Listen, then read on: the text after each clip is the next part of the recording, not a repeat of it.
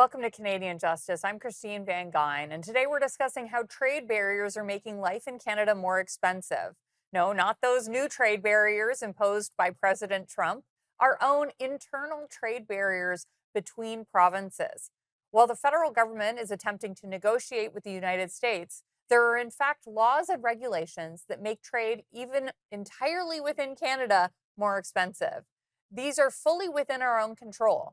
Why do they exist? How easy or hard would it be to dismantle them? And if we could dismantle them, how could they improve affordability in Canada? I recently wrote about this issue in the Hamilton Spectator with my friend Sabine El-Chidiac from the Consumer Choice Centre.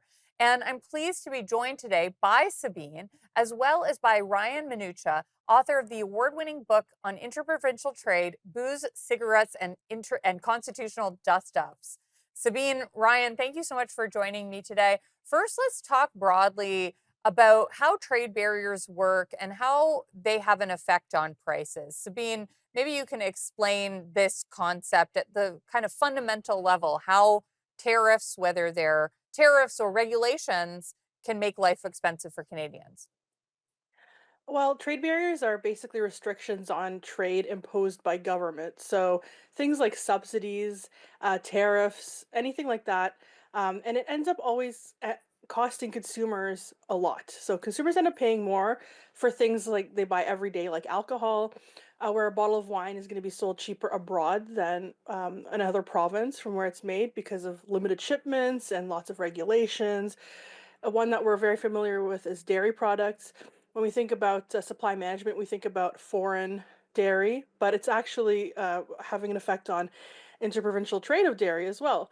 Canadians on there Canadians have they impose these restrictions on dairy abroad, but it's also affecting us because there's provincial quotas that raise prices, and those quotas are also on other provinces. So things like that, when you talk about interprovincial trade and limitations there, are really costing consumers a lot of money. It also takes an effect on things like housing because you can only buy. There's the regulations where you can only buy lumber, or there's building codes or things like that, procurement policies that lead to provincial developers and builders having to buy lumber from their home province, even if it's cheaper in another province. We're not even talking outside of Canada. And that ends up making houses more expensive. And then it hurts us in a housing crisis that we're going through as Canadians. One that I'm sure we'll talk about today is trucking and freight costs. That should really annoy Canadian consumers because that is affecting everything from their clothing to their food. There's so many fuel regulations and safety regulations. So having to actually comply with these different schemes in each province means that everything is more expensive because your trucker needs to stop the truck to change his tires so he complies with another province's regulations, and this is within the same country. So it does seem very bizarre, and it should seem bizarre to consumers why they're paying more for this. Ryan, Sabine gave some great examples there. Maybe you could add a few of your own of these internal trade barriers and how they might look different from the tariffs that we see being imposed by the US. These are typically called non-tariff barriers. So what's an example of that you were thinking of? That's exactly it. Gone are the days where we have customs officers at the border of Upper and Lower Canada monitoring the passage of goods flowing up and down the St. Lawrence. It is these non-tariff barriers, and it's also just more broadly the disharmony in regulation across the country. And Sabine raised some excellent examples. When it comes to trucking, it's the varying driver qualifications for long combination vehicles. It's the non-mutual recognition of farm license plates. It's the varying max weights in heavy-duty tow trucks. It's these things that will start, if we broaden out from that, we're talking about the definition of high visibility safety peril or the maximum chemical exposure limits and occupational health safety legislation, electrical codes being another one. But these all have big impacts. Like trucking, as Sabine brought up, imposes 8.3% of the cost of freight rates, $1.6 billion a year to the Canadian economy. Construction codes were set to get a lift of about $1 billion a year following implementation in 2028. So these really matter. Yeah, they matter a lot. And as a result of these non-tariff barriers, the costs of all kinds of things go up for Canadians. And when we talk about affordability in Canada and fighting, the tariffs that are being imposed from the South, it's baffling to me that for decades, nothing has been done about these non-tariff restrictions on trade within our own country. We've got to go to break now, but we will continue to discuss this when we're back.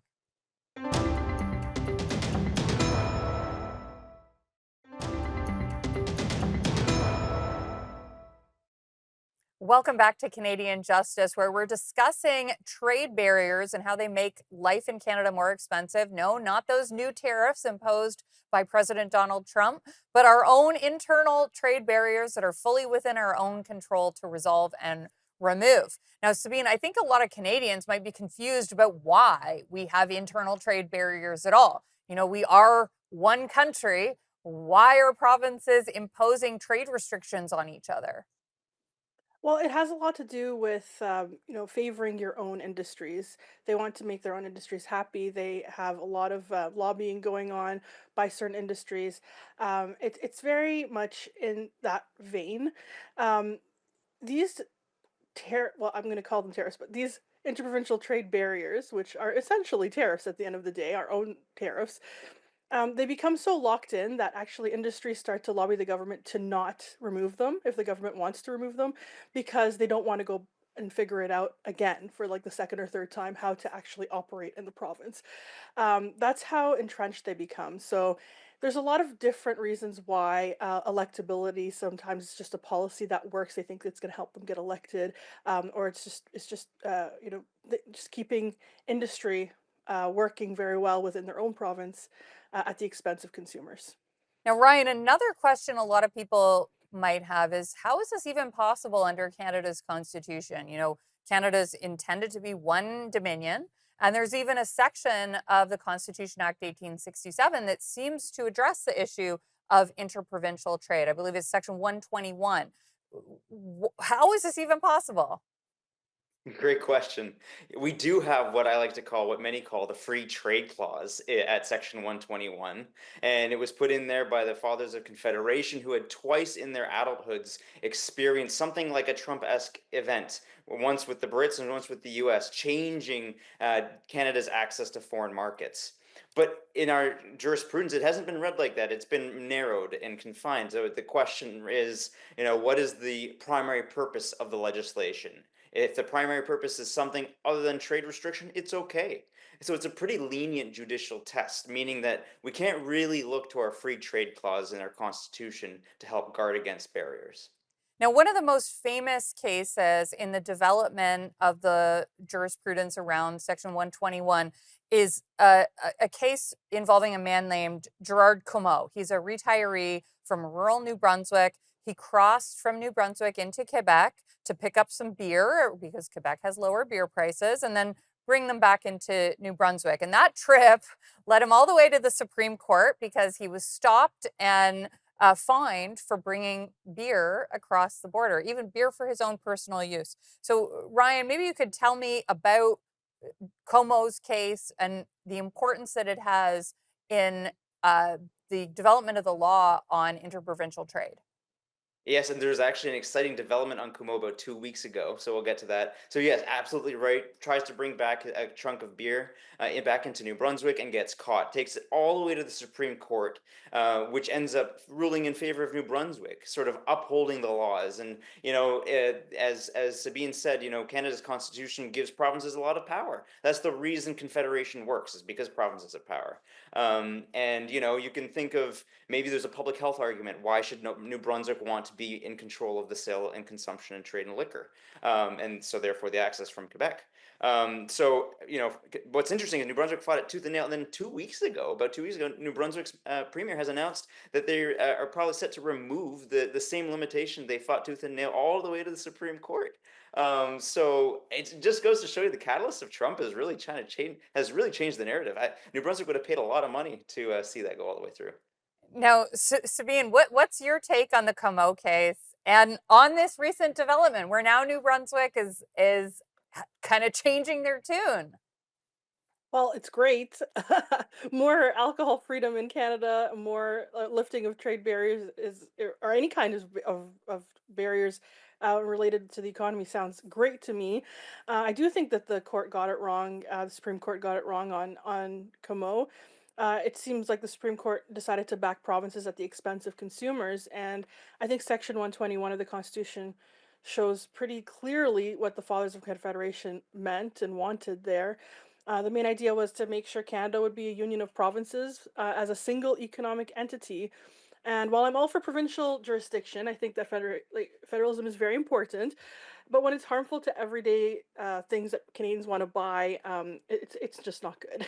It's Yeah. not in the spirit of the Constitution, and it's not useful to anybody. It's frustrating to see the narrowing of the interpretation of this clause, which seems to have a very different meaning when you just purely look at the text of the clause. We've got to go to break now, but we'll be right back.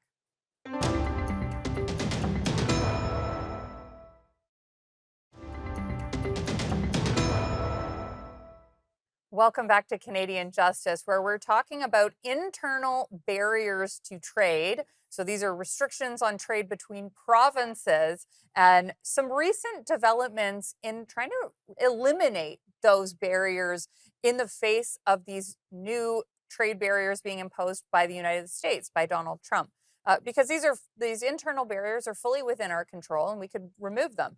And Ryan, a number of politicians have been talking now about removing these barriers. You mentioned the Premier of New Brunswick, and there's this discussion of creating a Atlantic zone for free trade. There's also been some comments from Alberta's Premier, I believe, about loosening trade restrictions.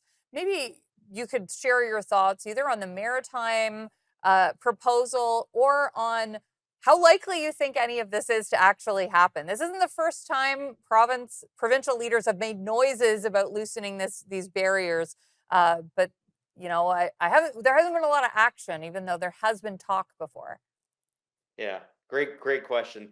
There's, pre-Confederation and now it's been an issue. I've been really actually quite surprised with the level of movement, and we're still waiting for a lot of it to translate to actual concrete action. But over the past, I'd say 8 weeks, like the Committee on Internal Trade has met 3 times, might be fourth time.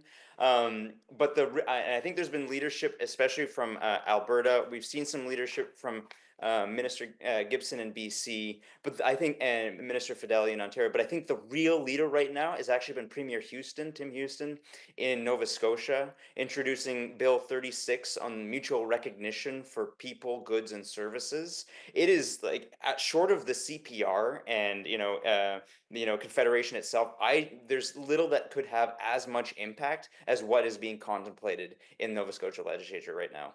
But how Essentially, likely? just to briefly, sorry, go ahead. My concern is that politicians have talked about this type of thing in the past, but nothing has actually emerged. So, how Mhm. likely do you think this is given Sabine's comments that there's entrenched interests who lobby the government to stop changes like this from happening? That's absolutely a risk, and that's very much why folks have to keep government accountable. There's momentum, and we're hearing some talk, but it's actually translating that. So, for example, I was heartened to see governments open up direct to consumer for alcohol sales for Canadian alcohol. And Quebec and Ontario getting on board with that, that's wow. I never thought I'd see that. But I'm gonna hold my breath until I see sort of the necessary regulatory and legislative changes to permit that. Sabine, Absolutely. what's your take? What do you think of the Atlantic proposal? How likely do you think any of these reforms are to succeed? And if they are to succeed, what might that mean for our economy? Oh, I think it's great news that Canadians are finally so fed up with their quote unquote natural trading partner, the United States, after all of this tariff and trade war, that they're looking into alternative paths for trade, and they're holding, I think, the premiers accountable now. Finally, Canadians themselves, and that's how you get things done. It's by holding them to these things, and uh, political will means a lot in this case. And the political will is finally there. There's been a lot of false starts in the past, as you've said, but I think this time is different because of the anger and just feeling so fed up with everything. And I think that there's no doubt that it would lead to greater prosperity for Canada if this went through. To me, the impact on consumers is going to be enormous. It's an actual free market in Canada. Perhaps a segment of the economy that's going to really benefit from this is small and medium businesses. They can finally expand their businesses without having to go through so many hoops in each province. If provinces want to help their own segments of industry, then that's actually a great way to do it. Allowing those industries within their own province to expand and not stifle them in that way. So it'll be a huge difference. Very Ryan, positive. you compared the potential impact of this to CPR, to the creation of the railway. Are there any specific industries in Canada that you think would benefit most from a freer interprovincial trade? It's labor. It's people. People actually being able to exercise their charter Section 6 mobility rights and bring to bear their expression of their own labor wherever they want. Following in the model of Australia, who got this, right, 30 years ago, where they said you move from Queensland to New South Wales, you notify the local regulator, and they have 30 days to tell you that you cannot practice or that your practice is cabined. Think about the flipping of the burden. We already exercise mutual recognition. Mhm. Like when, a soccer dad is driving his kid to a tournament from Quebec to Ontario, we don't make him take another driving test at the Yeah. border, right? Like we do this. And when Ontario introduced mutual recognition of out of province Mhm. healthcare credentials, they said, yeah. Great idea. We've got to go to break, but we'll be right back.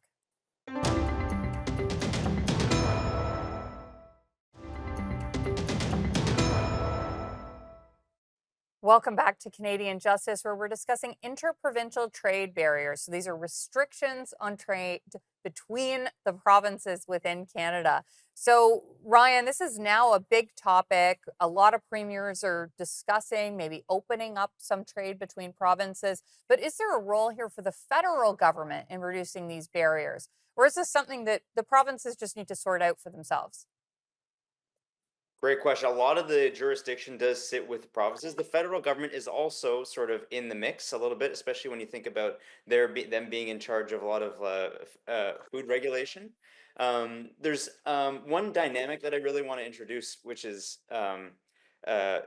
policy experimentation. People have talked about carrots and sticks, using the power of the purse, the federal purse, to incentivize provinces to move forward. And I think that should be something the federal government should be aware of, that they have in their toolkit to encourage cooperation. Sabine, many provinces we've discussed, they're protective of their own local industries. And in the past, this has led to some of the challenges around creating agreements around freer interprovincial trade. Now that some of the premiers are talking about opening up trade between provinces, do you still have concerns that any agreement between provinces is still going to include some type of carve out or continue to protect one industry or another? And if that is the case, is that going to undermine these agreements? Yeah, of course, I'm worried about that. I think as the conversations start, things start to pop up and say, "Oh, we really need to carve out for this. Really need to carve out for that." We see that in every negotiation, really, when it comes to the economy. But I want to be really clear about this. Any sort of carve out is going to weaken our economy. Full stop. There's no such thing as a carve out that just works. Carve outs are just not going to be feasible if we're really being serious about interprovincial trade. I think it's time provinces realize that the best way to protect their local industry, and you mentioned that in your question, if they really want to protect them, they have to allow them to expand across the country, uh, and not have them pay so much money just to be able to do that. Let them make money, let them be competitive, and let consumers have more choice wherever they are in Canada. Ryan, is that the case that some of these former agreements, because I know that there have been attempts to do this in the past, is this one of the issues that sort of derails them typically? I mean, just prior instances of activity have always been sort of an issue. But I do think that people are turning a fresh page and using this opportunity to really like we saw BC and Alberta strike a very innovative agreement for the direct to consumer alcohol sales, Mhm. and then like almost all of Canada has now followed in implementing something like that. So I think it's really cool to see the ways in which it might be bilateral, multilateral, pan Canadian, but we're like inching forward, right? And the question is, are we one economic union or 13 autarkies? And we're somewhere in the middle there. Yeah, I mean, these are some pretty big changes that we have seen that there had been a lot of resistance to before.